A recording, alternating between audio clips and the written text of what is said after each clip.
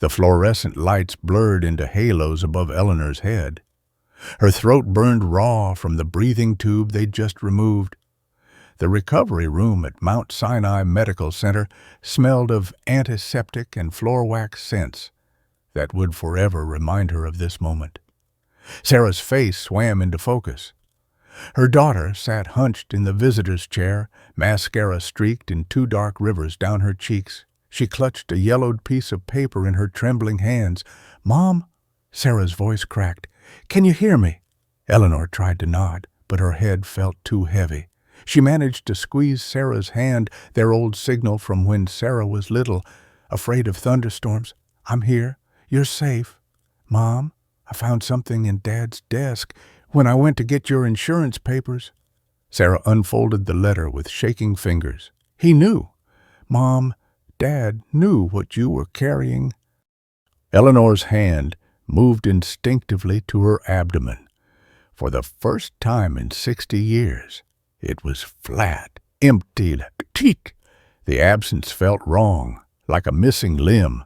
Her fingers pressed against the surgical dressing, searching for the familiar firm mass that had been her constant companion since 1960. It wasn't there. The stone baby was gone. Sarah climbed onto the hospital bed, careful not to disturb the IV lines snaking from her mother's arm. "The letter is dated 19th, 10 years after you lost the baby. Dad wrote, 'I see you protect your belly when you sleep, curled around our grief. I know what your body kept. The doctors told me it's possible, rare, but possible, that you're still carrying our child.'" Eleanor's chest began to heave. Not from the anesthesia or the pain medication.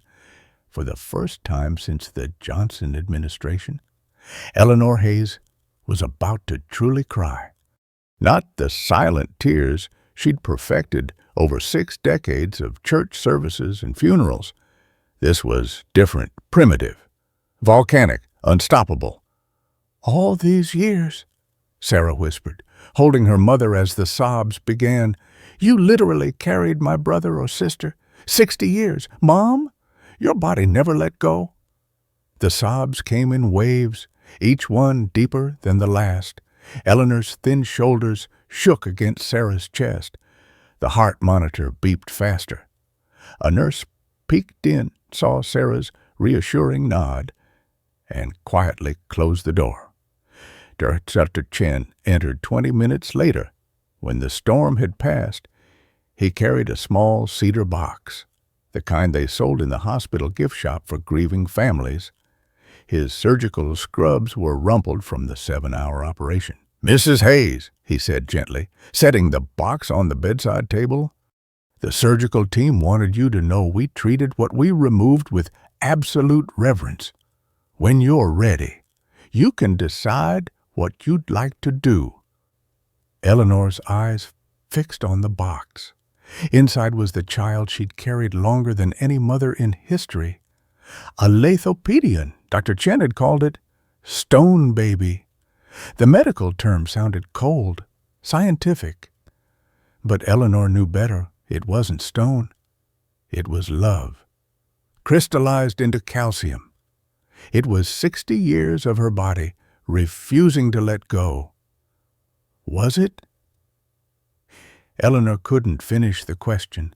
"Too small to determine gender," Dr. Chen said softly, "but perfectly formed. 10 weeks gestation. The calcification preserved everything, fingers, toes, the curve of the spine. Your body protected it perfectly, Mrs. Hayes, like a pearl forming around a grain of mud." Sarah reached for the cedar box, but Eleanor stopped her. "Not yet," she whispered. I need to understand first." "Understand what, Mom?" Eleanor looked down at her deflated belly, then up at her daughter's concerned face. "I need to understand why I carried death for 60 years and called it indigestion. Why your father knew and never said a word. Why my body held on when the doctor said it would let go." Sarah helped her mother sit up straighter, adjusting the pillows behind her back. The doctor, in 1965, what exactly did he tell you? Eleanor closed her eyes, pulling up memories she'd buried deeper than the stone child. Dr. Miller, he had thick glasses and a gray beard. I was bleeding, but not much. The pain was so bad I fainted. When I woke up, he said the pregnancy was lost, that my body would reabsorb the tissue naturally. That was the word he used, tissue. Like it was nothing more than a paper cut healing over. But it didn't reabsorb. No. Eleanor's voice was hollow. It turned to stone instead, and I carried it to your father's funeral, to your wedding, to the births of your children. Every Christmas dinner I cooked, every book I read to school children, every Sunday service that baby was with me. A knock at the door interrupted them. Dr. Martinez, the surgeon who'd performed the procedure, entered with a tablet showing the CT scans. Mrs. Hayes, I thought you might want to see these to understand what we found. The images glowed on the screen, cross-sections of Eleanor's abdomen before surgery. There, nestled between organs that had learned to accommodate its presence, was the calcified fetus. It looked like an ancient fossil, something archaeologists might uncover. But this fossil had been carried by a living woman who bought groceries, taught Sunday school, raised a daughter. Your body created adhesions around it, Dr. Martinez explained, tracing the screen with her finger. Layer after layer of protective tissue. Look here, see these rings like tree rings. Each one represents a year, maybe 2, of calcification. We counted at least 30 distinct layers. Eleanor stared at the image. It looks so small, about the size of a lemon, but with all the calcification and protective tissue, it had grown to nearly the size of a grapefruit. That's why you had trouble breathing. It was pressing against your diaphragm. Sarah squeezed her mother's hand. All those times you said you were just bloated. I thought it was age after menopause. I assumed it was just middle age spread that never spread evenly. Then when your father died, I thought it was grief weight. I never imagined. Eleanor's voice trailed off. Chen pulled up a chair. Mrs. Hayes, can you tell us why you never had follow-up care in 1965? It would have been standard to check that the miscarriage was complete. Eleanor's cheeks flushed with an emotion somewhere between shame and anger. You have to understand how things were then. Dr. Miller was the only physician in our small town. When he said it would resolve itself, that was gospel. Women didn't question doctors. We didn't ask for second opinions. We certainly didn't discuss female troubles openly. And Robert, Dad, he never insisted you go back. Eleanor was quiet for a long moment, studying the age spots on her hands. Your father was different after it happened, gentler. He'd watch me when he thought I wasn't looking, especially when I'd unconsciously rest my hand on my belly. I see now that he knew, maybe not right away, but eventually. The letter was from 1970, Sarah said. 10 years later. That was the year I finally stopped trying for another baby. I told him I felt broken, that my body had failed us. He held me and said my body had done exactly what it needed to do. I thought he was just being kind. De Martinez leaned forward. Mrs. Hayes, I want you to understand something. What happened to you is extremely rare, fewer than 300 documented cases worldwide. Your body did something extraordinary. Instead of developing sepsis, instead of the tissue becoming necrotic and killing you, your body encased it, protected both of you. That's not failure. That's a miracle of preservation. Eleanor felt fresh tears threatening. But why? Why didn't my body let go? The room fell silent. It was Chaplain Williams, who'd been standing quietly in the doorway, who finally spoke. Sometimes, Mrs. Hayes, love looks like letting go. And sometimes love looks like holding on. Your body chose to hold on until you were ready to let go. Today, you were finally ready. But to understand how we got to this moment, Sarah said softly, still holding the letter from her father. We need to go back, Mom. Can you tell us about January? When did you first notice something was really wrong? Eleanor shifted in the bed, her hand still unconsciously seeking the absent mass.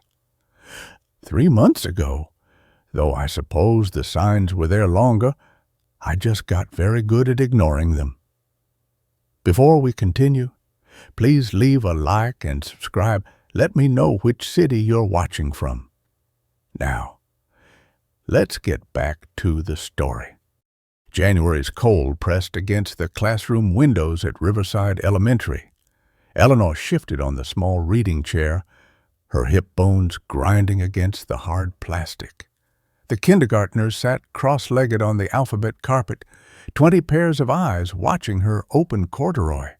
This is about a bear who lives in a department store, she began. But I had to pause. The waistband of her skirt cut into her middle, even though she'd moved the button to the last position that morning.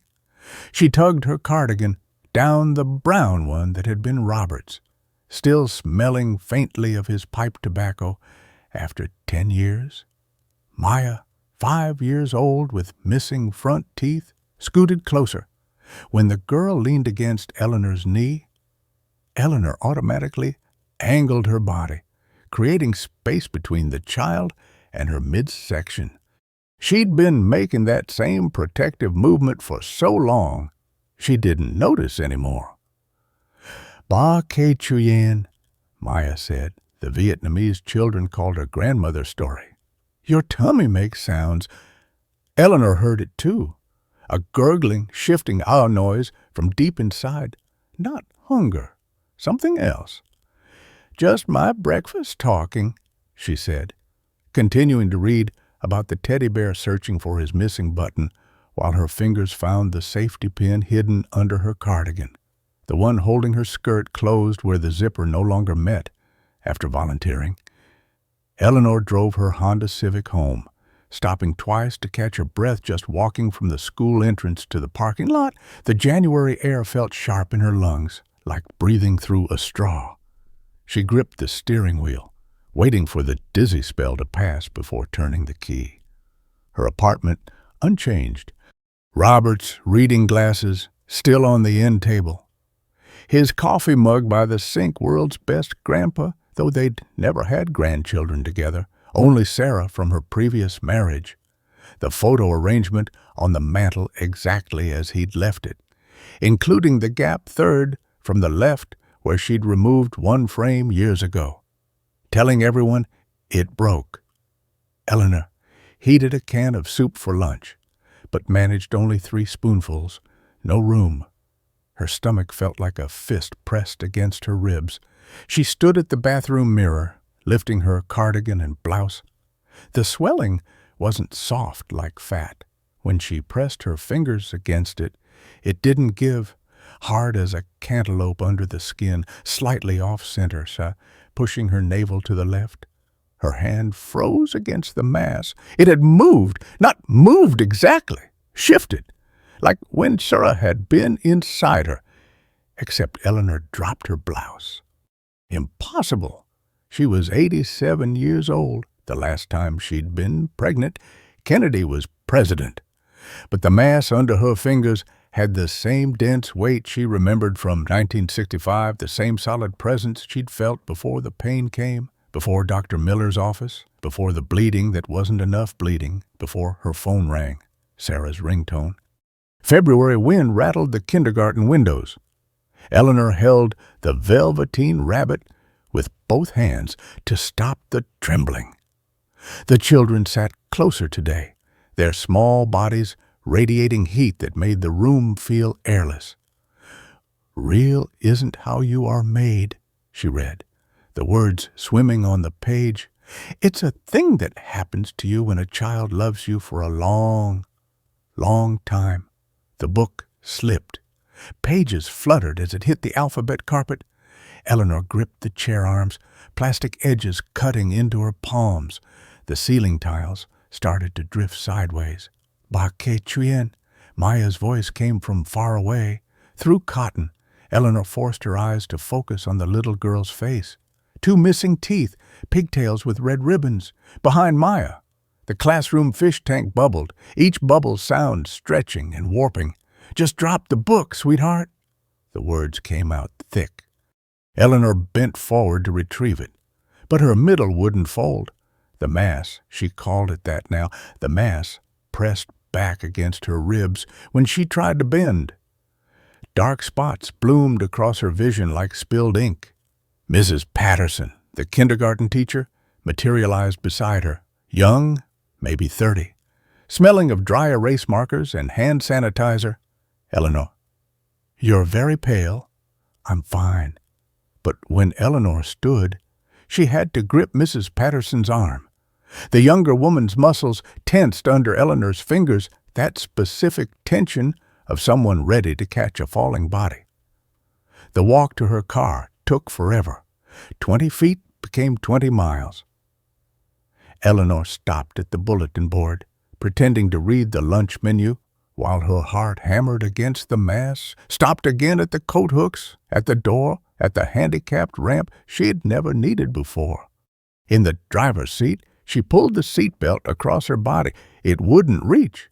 She'd extended it last month and the month before that. But now, even at full extension, the metal tongue fell 3 inches short of the buckle. Eleanor drove home without the belt.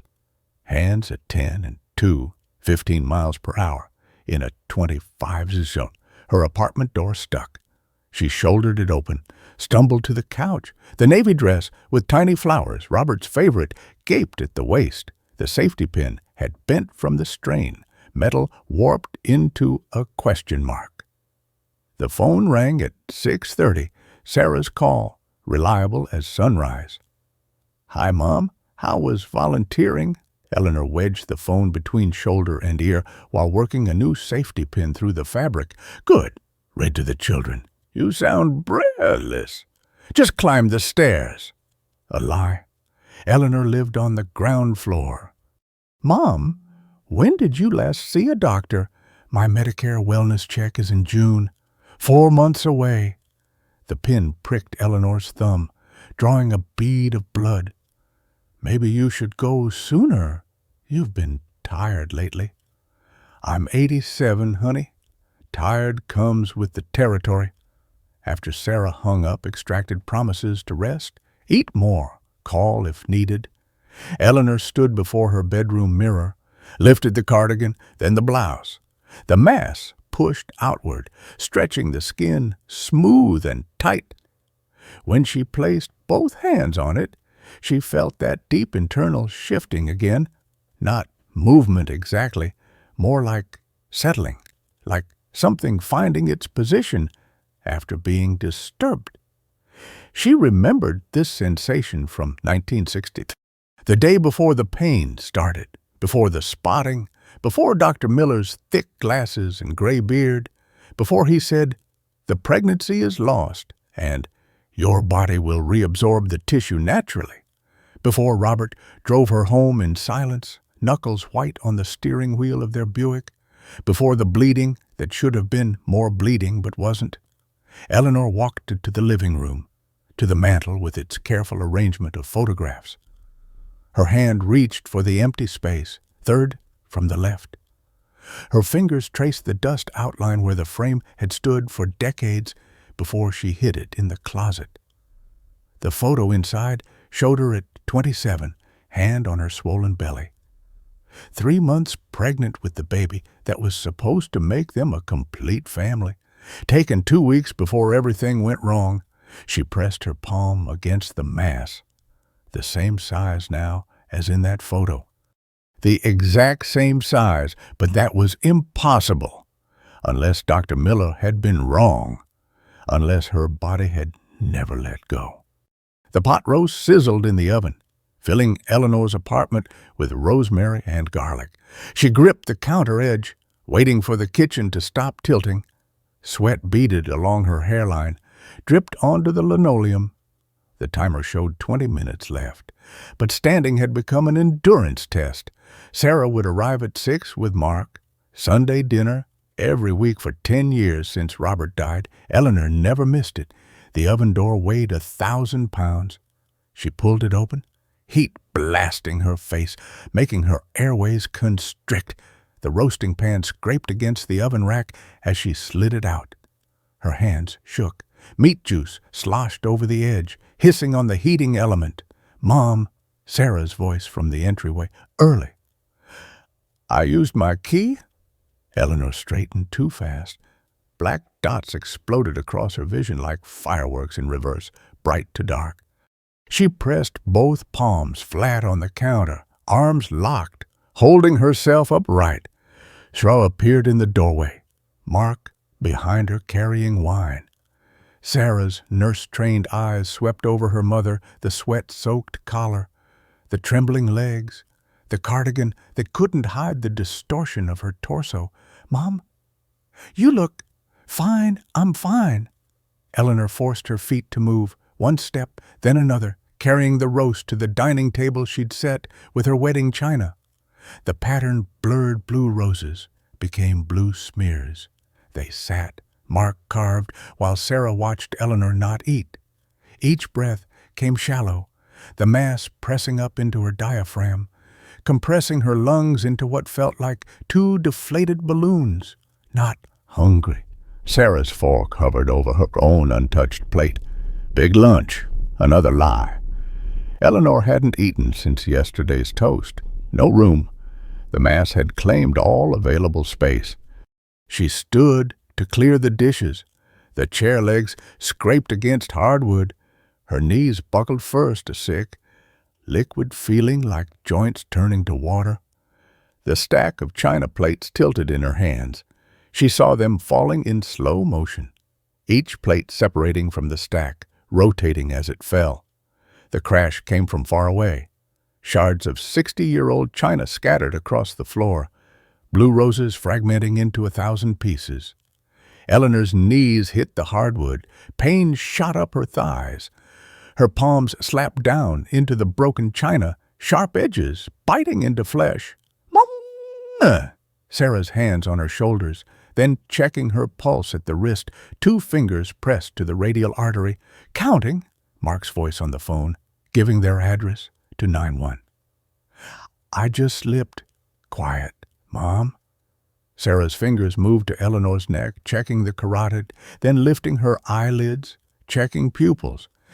The clinical efficiency of 20 years as an ICU nurse. "Mark, tell them conscious but pale. Pulse 110, respiratory rate 24. Sarah's hands moved to Eleanor's abdomen, palpating through the cardigan. Her fingers found the mass immediately.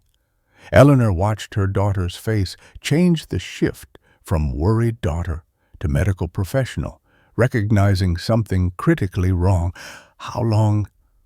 Sarah's voice had gone flat. "Professional. What? This mass. How long have you had it?" "Just some bloating." "Mom, this isn't bloating." Sarah's fingers pressed harder, mapping the edges. "Mark, tell them possible abdominal mass. Firm, approximately 15 centimeters.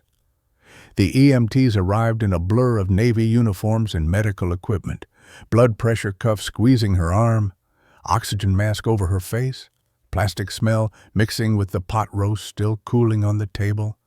The stretcher clicked as they raised it, ceiling tiles sliding past overhead. In the ambulance, the young EMT cut through Eleanor's dress to attach the cardiac monitors. The fabric parted, revealing her distended abdomen. Even through Eleanor's oxygen-deprived haze, she saw his eyes widen. "Should I call ahead for surgical consult?" he asked his partner.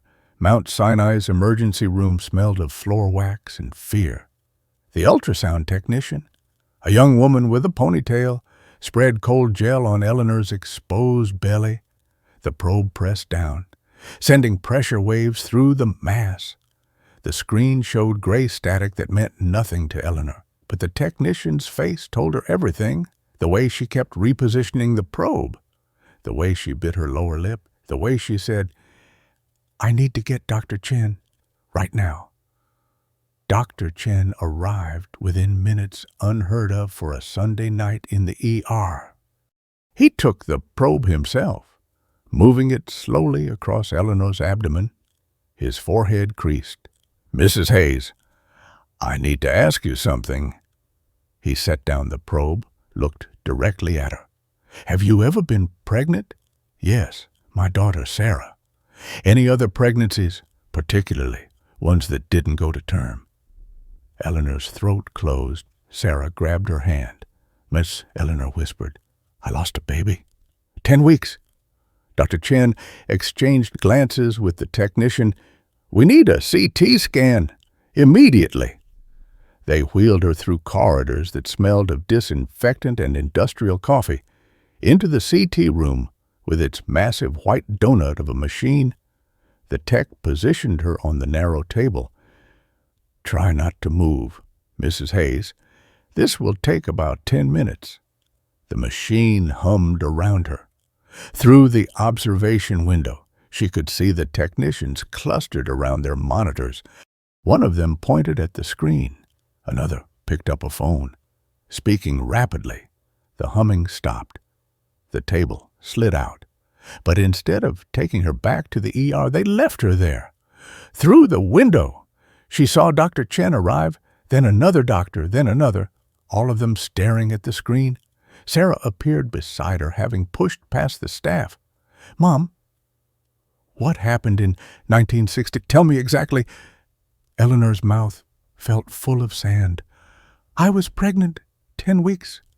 The pain came suddenly. Dr. Miller said I'd lost it, that my body would reabsorb it. But there wasn't much blood. No, not much." Sarah's face went white. She looked toward the observation window where the doctors still clustered around the monitor. One of them was zooming in on something, enhancing the image. Eleanor heard one word clearly through the glass: skeleton. The conference room's fluorescent lights buzzed like trapped wasps. 5 doctors sat across from Eleanor, their white coats forming a wall of medical authority. The CT images glowed on the wall-mounted screen, her insides exposed in black and white cross-sections. Eleanor's hospital gown gaped at the back where she sat in the wheelchair. Cold air touched her spine through the gap. Sarah stood behind her, hands resting on the wheelchair handles, knuckles bone-white from gripping. Dr. Chen clicked the remote. The image zoomed in. Gray masses became distinct shapes, a curve that could only be skull. Dr. Chen said, his laser pointer creating a red circle on the screen, "Here, and here ribs, spine, femurs." The room contracted around Eleanor. The buzzing lights grew louder. Her fingers found the hospital bracelet on her wrist, plastic edges cutting into her thumb. As she twisted it around and around, "I don't understand." Her voice came out hoarse, unused. Dr. Martinez, the surgeon, leaned forward. Gray-streaked hair, pulled back in a surgical cap she hadn't removed. "Mrs. Hayes, you have what's called a lithopedion, from Greek lithos, meaning tone, pedon, meaning child, stone child." The words hung in the antiseptic air. "Your ectopic pregnancy in 1960, the fetus died but was never expelled. Your body couldn't reabsorb it, so it calcified it instead, turned it to stone to protect you from infection." Eleanor stared at the screen. The skeleton curled in on itself, knees to chest, tiny hands near its face. The same position babies took in ultrasounds she'd seen of Sarah's friends' grandchildren. Except this one was wrapped in layers of calcium, frozen in limestone like an ancient fossil. 60 years, Sarah whispered behind her. "You've been carrying my sibling for 60 years. Dr. Chen clicked to the next image. The calcification process created adhesions, scar tissue. See these white streaks? They've wrapped around your intestines. your liver. The mass is pressing against your diaphragm, which explains your breathing difficulties. Another click. Side view now. The stone baby nestled against Eleanor's spine, shoving organs out of position, her stomach compressed to the size of a walnut, her lungs squeezed into the upper corners of her chest cavity. Why didn't anyone find this before? Sarah's voice had an edge, the tone she'd used when advocating for patients in the ICU. Dr. Patel, elderly himself, cleared his throat. Medicine in 1960 was different. Ultrasounds weren't routine. If Dr. Miller thought the miscarriage would resolve naturally, he was wrong. Sarah's hands tightened on the wheelchair handles. Yes. Eleanor's stomach, what little space remained of it, churned acid. The taste of bile crept up her throat. She'd carried death inside her for 6 decades, fed it with her blood supply, given it space in her body while it slowly crushed her organs. Every Sunday dinner she'd cooked, every grandchild's birthday party, every funeral, including Robert's, this calcified fetus, had been inside her. When she'd held Sarah's newborn children, she'd been carrying their dead aunt or uncle. Surgery, de Martinez said, pulling up another screen showing surgical diagrams. We need to remove it. But at your age, with this level of adhesion, the risks, Dr. Chen interrupted, are significant. The calcified mass has its own blood supply now. Removing it could cause hemorrhaging. Your heart, 20% mortality risk, Dr. Martinez said flatly. Higher if we encounter complications. The wheelchair's vinyl arms grew slick under Eleanor's palms. 20% chance she'd die trying to remove something that had been dying inside her since Kennedy was shot. What if I don't? The words scraped out of her throat. The doctors exchanged glances. Dr. Chen pulled up another image projections. Timelines. Graphs. Eleanor couldn't read. The adhesions are growing. Your lung capacity is down 40%. Your digestive system is beginning to shut down from the compression. Without surgery. He paused. 3 months, maybe 6. Sarah made a sound half gasp, half sob. Her tears fell onto Eleanor's shoulder, hot through the thin hospital gown. Eleanor looked at the stone baby on the screen. Perfect, tiny fingers. Each bone visible through the CT scan. It had never grown bigger than a lime, but with all the calcification, it now took up the space of a cantaloupe. Her body had built it a limestone coffin, layer by layer, year by year. I want to be alone, Eleanor said. Mom, please. They left reluctantly, Sarah squeezing her shoulder before going. Eleanor sat in the empty conference room, staring at the frozen fetus on the screen. Her hand moved to her abdomen sets, pressed against the hard mass through the hospital gown. All these years, she'd thought she was carrying grief or guilt or just the weight of age. She'd been carrying her actual child. The child moved, not the mass that was impossible. It was stone. But something around it shifted, adhesions pulling, organs rearranging. For the first time in 60 years, Eleanor understood what her body had been trying to tell her. It didn't know how to let go. Neither did she. The conference room door opened. Sarah stood there, holding a manila envelope. Mom, she said, her voice strange. I went to your apartment to get your insurance cards. I found something in Dad's desk. Sarah's hands shook as she pulled the yellowed paper from the manila envelope. The letter smelled of old wood and the cedar sachets Robert had kept in his desk drawers. Hospital antiseptic couldn't mask that particular ghost of home. Eleanor's fingers were numb as she took the paper. Robert's handwriting, the careful cursive he'd learned in Catholic school, the same loops and curves that had signed 40 years of anniversary cards. March 15, 1970, written at the top. 10 years after the lost pregnancy. Eleanor, my darling, I'm writing this knowing you may never read it, but I have to write it anyway. I know you're still carrying our baby. The paper trembled in Eleanor's hands. Her eyes blurred. She blinked hard, forcing focus. Every night, I watch you sleep. You curl around your belly, protecting it, even unconscious. When you think I'm reading the newspaper, I see you stand sideways at the mirror, see you adjust your clothes to hide the swelling. I see you turn away when other women talk about their pregnancies. I went to Dr. Miller, paid him $50 to tell me the truth. He said it was possible, rare but possible, that your body might have kept the baby instead of letting it go, that it could have turned to stone inside you. Eleanor's chest seized, not from the mass pressing her lungs, something deeper, a fist around her heart. He said we should have you examined, said there were new technologies, X-rays that could confirm it. I told him no, because I see how you need this, how you're not ready, so I wait.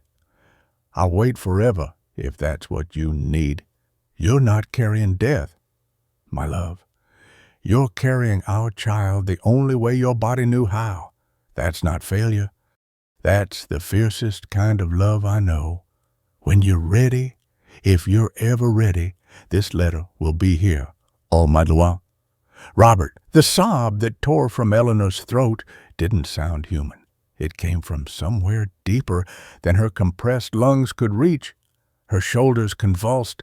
Tears fell onto the letter, making Robert's ink blur and run. Sarah climbed onto the hospital bed, pulled her mother against her chest. Eleanor's body shook in waves, each sob pulling from muscles that had held rigid for 60 years.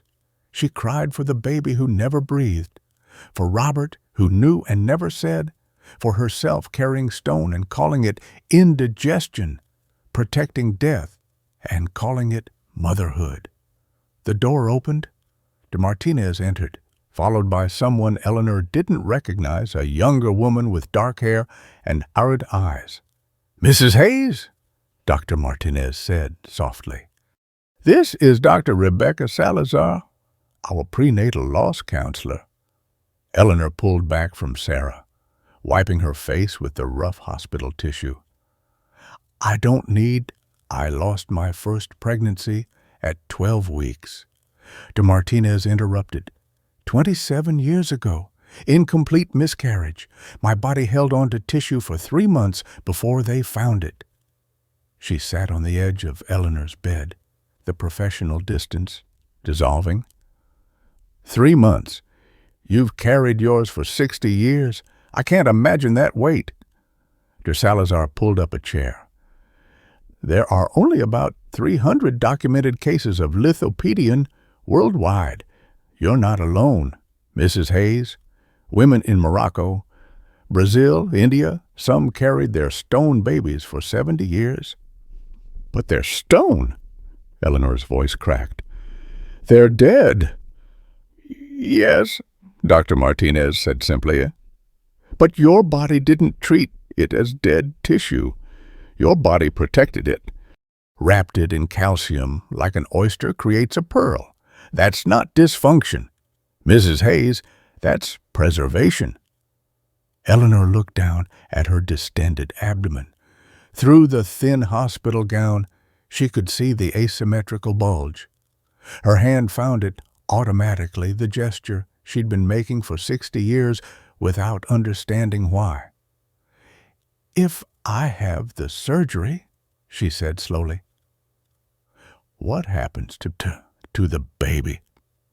Dr. Martinez and Dr. Salazar exchanged glances. "That's your choice." De Martinez said, "The hospital can handle the remains, or you can make your own arrangements.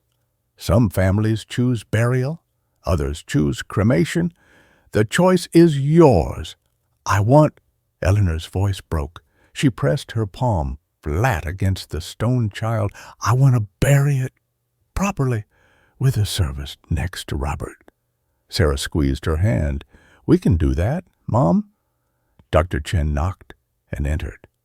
"Mrs. Hayes, if you're choosing surgery, we need to move quickly. Your blood oxygen levels are dropping. We've scheduled an OR for tomorrow morning." But he held a tablet showing her vitals, numbers in red, oxygen saturation at 88%, heart rate elevated, blood pressure dropping. "There's something else," he said carefully.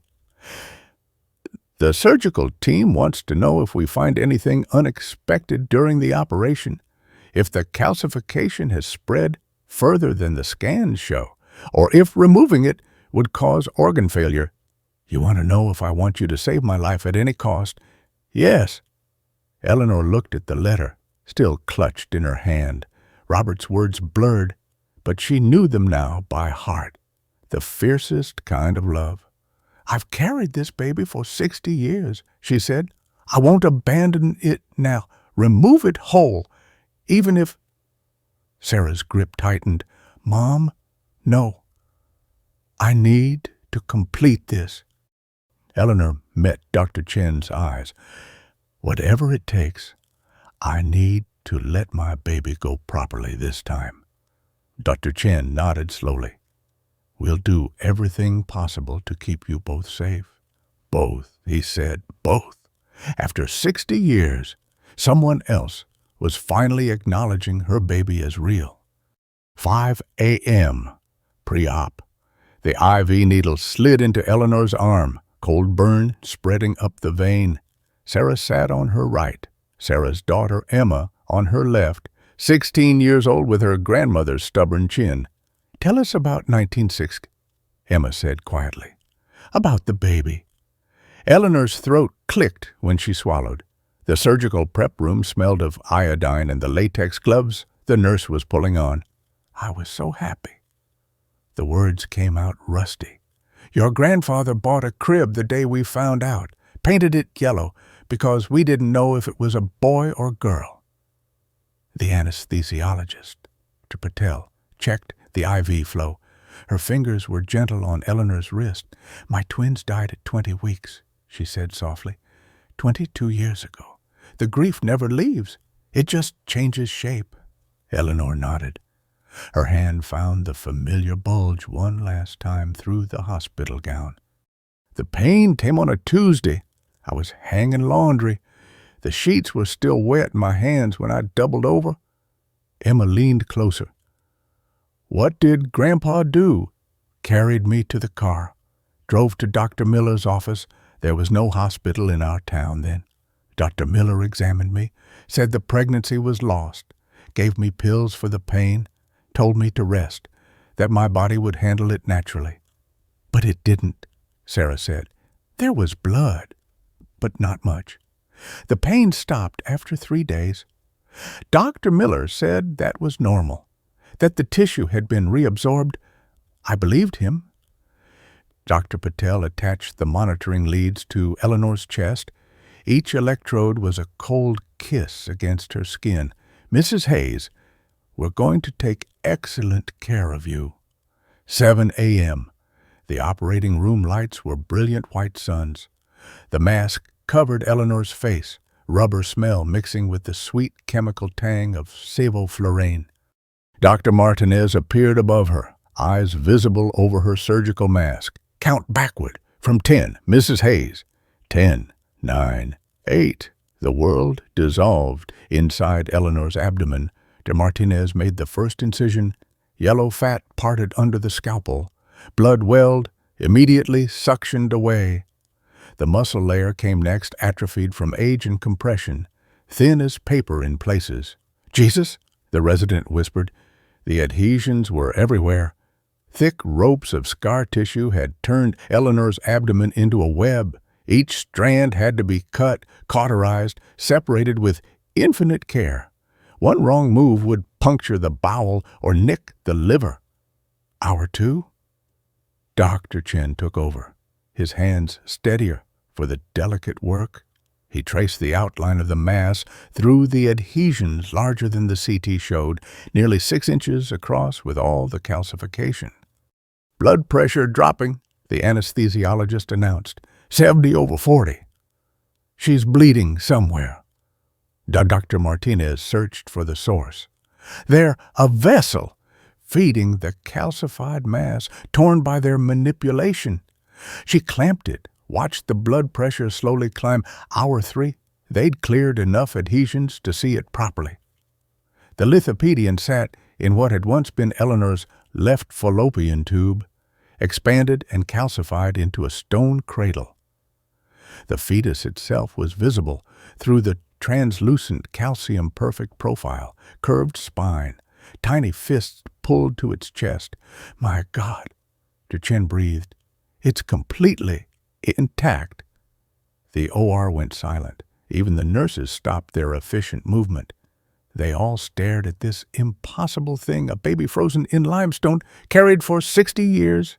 Hour 4, removing it without fragmentation required archaeological patience. Dr. Martinez worked with pediatric instruments, tools meant for premature babies, now used to free this stone child. Each motion deliberate. Separate the blood vessels, clip, cauterize, move to the next attachment. Temperature dropping, Dr. Patel announced. She's going into shock. Warming blankets, heated IV fluids. The monitors screamed warnings that the human on the table was failing, but Dr. Martinez's hands never stopped their careful work. Hour 5. The final connection, a thick band of calcified tissue connecting the lithopedion to Eleanor's spine. One wrong angle would paralyze her. Dr. Martinez's hands trembled from exhaustion. She stepped back. Let Dr. Chen take over. He worked in millimeter increments, using a surgical drill meant for bone work. The calcium dust swirled in the surgical field like ash. Then, freedom! Dr. Chen lifted the stone baby from Eleanor's body. It weighed nearly 4 pounds, the fetus itself, maybe 4 ounces. The rest accumulated calcium and mineral deposits. He placed it carefully in the sterile basin the surgical nurse held. Everyone stared under the OR lights. The calcium glowed like marble. Through it, the fetal bones were visible in perfect detail. Ribs, like tiny parentheses. Skull bones that had never fused. Finger bones, smaller than rice grains. Hour 6, repair. Organs shifted back toward their original positions, like books on a shelf finally given space. Eleanor's compressed stomach expanded. Her liver settled. Her intestines uncoiled from their cramped configuration. Hour 7, closing, layer by layer. Dr. Martinez rebuilt Eleanor's abdomen, peritoneum, muscle, fascia, fat, skin, each suture precise, knowing this elderly body would heal slowly. She's stable, Dr. Patel announced. In the recovery room, Sarah waited. The cedar box sat on the cottage table, the hospital gift shop's most expensive model, meant for families losing newborns. Inside, wrapped in white silk, lay the stone baby. The nurse had cleaned it carefully, the calcium surface smooth as polished marble. Eleanor's eyes fluttered open to it. The first thing she did was reach for her abdomen. For the first time in 60 years, it was flat. Day 3. Eleanor's fingers traced the surgical dressing, searching for the familiar bulge. Nothing, just flatness, where the mass had lived for 60 years. The absence felt wrong, like reaching for a step that wasn't there. It's called phantom sensation, Sarah said from the visitor's chair. She'd been there since dawn, dark circles under her eyes, like when amputees feel their missing limbs. Eleanor pressed harder against her abdomen. The incision burned, but behind it, emptiness. Her organs floated in new space, untethered after decades of compression. When she breathed, air filled parts of her lungs that hadn't expanded since 1960. Garchen entered carrying a manila folder, thick with lab reports. His surgical scrubs had been replaced with a white coat, but exhaustion still mapped itself across his face. The pathology results. He pulled a chair close to Eleanor's bed, opened the folder. Mrs. Hayes, what we found is extraordinary. The report was dense with medical terminology. But Dr. Chen pointed to specific lines, translating, "These calcium deposits, they show 17 distinct layers, 17 times over 60 years. Your body tried to break down the fetal tissue. Each time it failed, it added another layer of calcification." Eleanor stared at the numbers. 17 attempts, 17 failures. 17 times her body chose preservation over elimination. Your body fought to keep your baby, Mrs. Hayes, not fought to expel it, fought to keep it. The calcium patterns show active deposition, not passive accumulation. Your body was actively protecting the fetus. Sarah leaned forward. Protecting it from what? From your mother's own immune system, from decomposition, from becoming septic tissue that would have killed her. Chen turned the page, showed them microscopic images. "Look at these calcium crystals. They're arranged in patterns almost architectural. Your body built your baby a tomb, Mrs. Hayes. But more than that, it built a monument." Emma arrived after school with her laptop. She'd been researching since the surgery, her browser filled with medical journals and case studies. "Grandma, look!" She turned the screen toward Eleanor. "Zara Abutalib, Morocco, carried her stone baby for 46 years. She's still alive at 94. Another tab. Huang Yijun, China, 92 years old, carried hers for 60 years. When they removed it, she said she felt like she'd lost her child twice, once when it died, once when they took it." Another. Kantabai Thackeray, India, 60 years. The doctors said her body had created a perfect calcium shell, protecting both her and the fetus. "You're not alone," Emma said, her young voice fierce with conviction. "There are women all over the world who've done what you did. Your body isn't broken, Grandma. It just loved too much to let go." Deo 5. Chaplain Williams sat beside Eleanor's bed, not the hospital's young chaplain with his careful seminary training, but Williams from Eleanor's church, 78 years old, hands gnarled from arthritis. 3 miscarriages in her own past. "The Gospel of Luke says Mary treasured things in her heart," Williams said. "But you and Eleanor, you treasured your child in your body. For 60 years, you were a living tabernacle." Eleanor's eyes burned with unshed tears. "It was dead. I carried death." "No." William's voice was firm.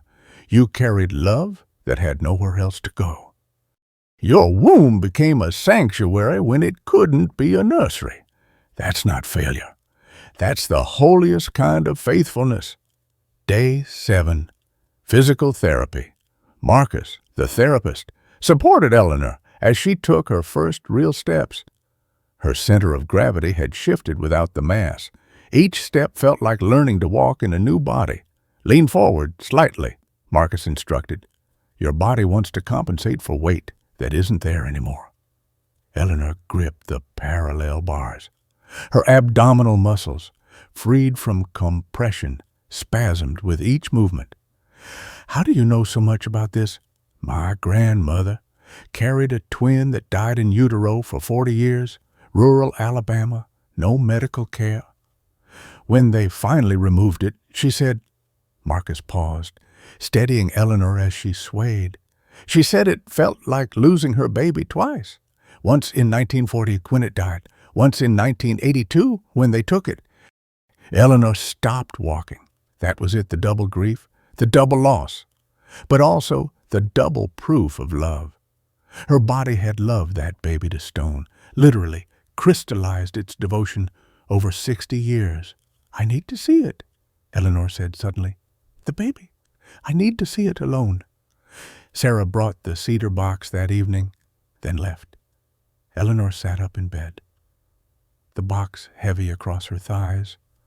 Her hands trembled on the lid. Inside, wrapped in white silk like a newborn, lay the stone baby, smaller than she'd imagined, no bigger than her palm. The calcium had turned translucent under the hospital lights, like clouded glass. Through it, She could see the delicate architecture of bones, the skull no bigger than a walnut, the spine curved in perfect fetal position, fingers, impossibly tiny fingers curled near the face. 4 pounds the whole mass had weighed, but the baby itself was maybe 4 ounces. The rest was her body's monument to lost 60 years of calcium. Tears her body had cried around this tiny death. Eleanor lifted it from the silk. The stone was smooth, warm from the box. She cradled it against her chest where it had lived for so long, just higher now, external now. "Hello?" she whispered. "I'm your mother. I've carried you every day of my life since Nietzsche's. Every birthday cake I baked, you were there. Every Christmas morning, every Easter Sunday, every ordinary Tuesday, you were with me. I didn't know it was you. I thought it was just... Wait, but it was you all along." Her tears fell onto the calcium surface, beating up and rolling off. "Your father knew. He knew, and he waited for me to be ready. 60 years. He waited 10 while he was alive. 50 more from whatever comes after. I'm ready now. I'm ready to let you go." But even as she said it, her arms tightened around the stone child, because her body had taught her something over 60 years. Sometimes love means holding on. Sometimes the fiercest love is the love that refuses to let go, even when letting go would be easier. She looked down at the stone baby again, in the right light, at the right angle. She could almost see a face through the calcium. Not a death mask, but a sleep face, the face of a baby who had never woken, but had never been forgotten either. Tomorrow, she would bury this child, but tonight, for the last time, she would hold it. The door opened. Dr. Chen stood there with another set of papers. "Mrs. Hayes," he said carefully, "there's something else the pathology found, something about the calcium formation we need to discuss." Dr. Chen set the pathology report on Eleanor's bedside table. "The calcium patterns show something remarkable. Each layer corresponds to a major life event. The pattern changes suggest hormonal fluctuations. Your wedding, Sarah's birth, your husband's death. Your body marked time around this baby, Mrs. Hayes. It wasn't just preserving it, it was recording your life." 2 weeks later, April 15th, the oak tree Robert planted in Nietzsche spread its branches against a gray sky. Eleanor stood in her backyard, Sarah's arm linked through hers for support. The incision still pulled when she walked, a sharp reminder of the new emptiness. The hole Sarah had dug lay between the oak's roots, dark soil piled beside it. Small for 60 years of carrying, small for a lifetime of weight. Margaret, from the widows' group, arrived first, her walker clicking against the flagstones.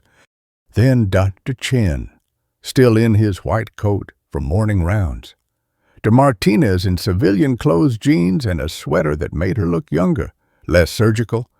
The kindergarten teacher from Riverside Elementary, leading a line of 5-year-olds who'd insisted on coming when they heard Grandma's story was having a special ceremony. Maya broke from the line, ran to Eleanor. "Ba Katrien, you're standing straighter." Eleanor touched the child's head, black hair, warm from the sun. "I put something heavy down." "Sweetheart," more people arrived. The ICU nurses who'd cared for Eleanor, Marcus from physical therapy, the ultrasound technician whose face had gone pale at that first scan, even old Dr. Patel, who must be 90 himself, came with his wife.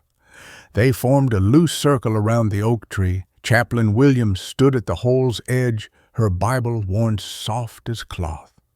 "We gather not for a funeral," Williams began, "but for a completion. What should have happened 60 years ago happens today. We acknowledge a life that existed, however briefly.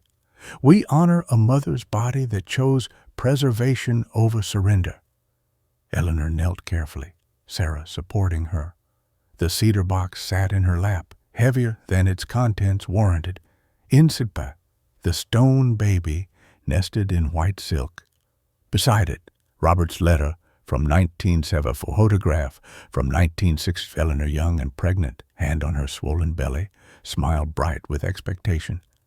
And a new letter, written in Eleanor's shaking hand. Baby mine, I never named you because I never knew if you were boy or girl. For 60 years you lived in me, with me, as me. You went to Sarah's wedding. You were there when Dad died. You heard every lullaby I sang to Sarah's children. You were never born, but you were never gone. Today I give you to the earth, but you'll always be part of my earth. The calcium of you dissolved in my bones, the weight of you pressed into my cell's memory. This is not goodbye. This is just moving you from inside to outside. Love, Mom. Eleanor placed the box in the hole. The dark soil seemed too ordinary for this moment, just dirt to receive 60 years of carrying. Emma stepped forward. That is 16. She had her grandmother's stubborn chin and her grandfather's careful handwriting. She unfolded a paper. You were not born, but you were carried. You did not breathe, but you were held. You did not cry, but you were mourned. You did not live, but you were loved. 60 years of love crystallized to stone, preserved in calcium and grandmother's bones. Sarah and Emma each took one of Eleanor's arms, helping her stand. Together, they pushed dirt into the hole. The cedar box disappeared beneath dark earth.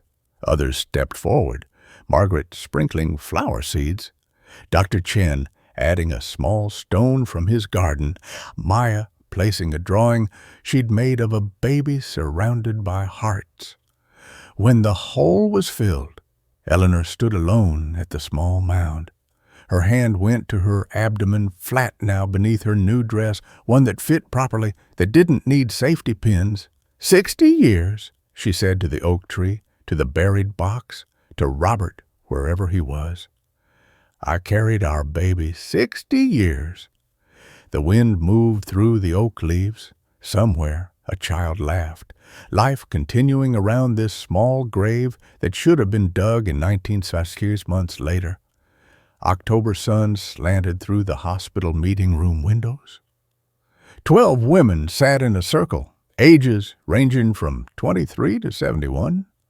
The pregnancy loss support group that Eleanor now co-facilitated with Chris Salazar. I carried my miscarriage for 3 weeks before they found it. The youngest woman was saying, I feel like my body betrayed me. Eleanor leaned forward. Or maybe your body was being faithful. Maybe it knew you weren't ready to let go. She told her story every meeting, different parts each time. Today, she focused on the physical sensation of emptiness after the surgery, how she'd had to relearn her own center of gravity. Last week, she'd talked about Robert, how he'd known but waited for her to be ready. Next week, she might talk about the burial, the oak tree that now grew over her stone child. The women listened with the particular intensity of those who recognize their own story in someone else's words. Several cried. 143. 2 miscarriages asked, How do you live with it, the emptiness? You fill it with something else, Eleanor said. With stories, with helping others, with finally speaking what you couldn't speak before. After group, Eleanor drove to Riverside Elementary. The kindergartners sprawled on their carpet, waiting for Grandma's story. She sat in her chair, no difficulty breathing now, no safety pins, no protective angling of her body. Today, she announced, pulling out a new book. We're reading about a whale who carries the whole ocean in her heart. Maya scooted closer. Like you carried that heavy thing, Eleanor smiled. 5-year-old, wisdom, pure and simple. Yes, sweetheart, exactly like that. That evening, Eleanor sat at her kitchen table. Sarah had given her a journal for her recovery, leather bound, with stories I never told embossed on the cover. Eleanor opened it to a fresh page, picked up her pen. I was a mother for 60 years before anyone knew, including me. She paused, looked out the window at the oak tree. Its leaves were turning gold and rust in the October light. Beneath it, invisible now under grass and roots, lay the child she'd carried longer than any mother in recorded history. Eleanor returned to the journal. This is the story of how I carried stone and called it indigestion, how I protected death and called it weight gain, how my body refused to let go and called it love. And it was love. It was all love, connecting hearts. If you've carried something heavy for so long you forgot its weight, if you've discovered that what you thought was burden was actually love, then you understand, Eleanor. We all carry our stone children the losses we can't release, the griefs our bodies remember when our minds try to forget. Eleanor's story reminds us that sometimes holding on isn't weakness, but the fiercest kind of strength, that our bodies know truths we're not ready to speak, that it's never too late to name what we've carried, to bury it properly, to transform weight into wisdom. Eleanor carried her child for 60 years before she could say goodbye. How long have you been carrying yours a note to readers? This story was inspired by documented cases of lithopedion, but created solely for entertainment purposes. It does not condone, encourage, or promote any form of medical negligence or harmful behavior. All medical decisions should be made in consultation with qualified healthcare professionals. This narrative is a work of fiction. All characters and events are products of the author's imagination, crafted to explore themes of grief, healing, and maternal love. Any resemblance to real persons, living or dead, or actual events is purely coincidental.